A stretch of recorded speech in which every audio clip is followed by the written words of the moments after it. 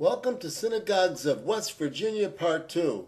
In this episode, as we check out the rest of the Jewish houses of worship in the state of West Virginia, we stop at the Chabad House in Morgantown, which is also home to West Virginia University. This Chabad Jewish Center was established in August of 2007. Its director is Rabbi Zalman Gurevitz. Shabbat services are as well as the first Saturday morning of each month.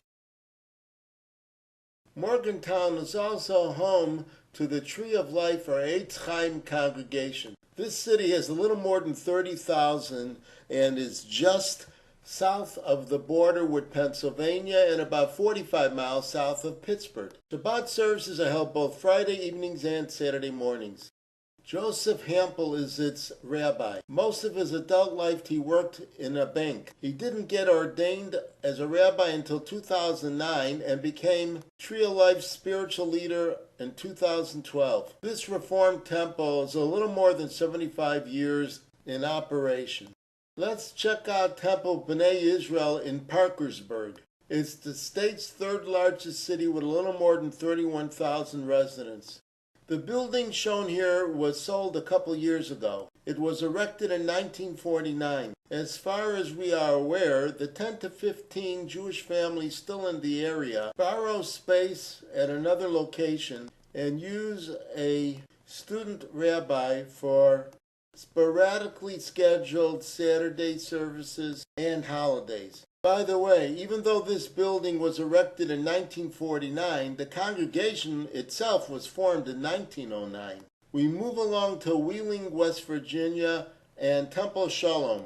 At first, the Hebrew letters on the building confused me, as I thought it was two distinct words. Upon review, it is the first 10 letters of the Hebrew alphabet. I'm not sure what its intent is to represent. This congregation is the result of a merger of several. The main one was originally Congregation L'Shem Shamayim, which means for the sake of heaven.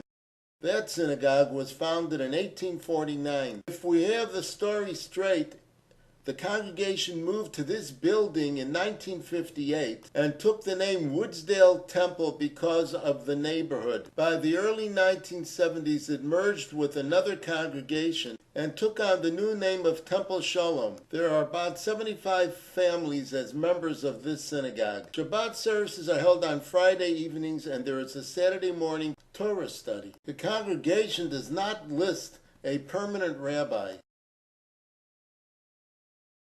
There is the possibility that there is also an Orthodox synagogue in Wheeling by the name of Kol Ami Yisrael. In English, this means Voice of My People Israel. The brief information that we have about this congregation is that its rabbi is Brian French and that its services are conducted in the Sephardic tradition. Our last West Virginia location is for a closed synagogue. This would be B'nai Israel Temple of Williamson. Its area is called the Coalfields, and the town is lucky to have even 3,000 residents. B'nai Israel Temple was built on College Hill, which is shown here, in 1927 and was remodeled in 1956. It had possessed 3 Torah scrolls, one which was 200 years old and another which had been removed in the 1930s from Germany. One Torah scroll was donated to the American Hebrew Academy in Greensboro, North Carolina, which is a 4-year high school, while the other 2 were given to Huntington's B'nai Shalom. This concludes our look at synagogues in the state of West Virginia. There are other states of the Union to check out. So, bye for now, and see you real soon.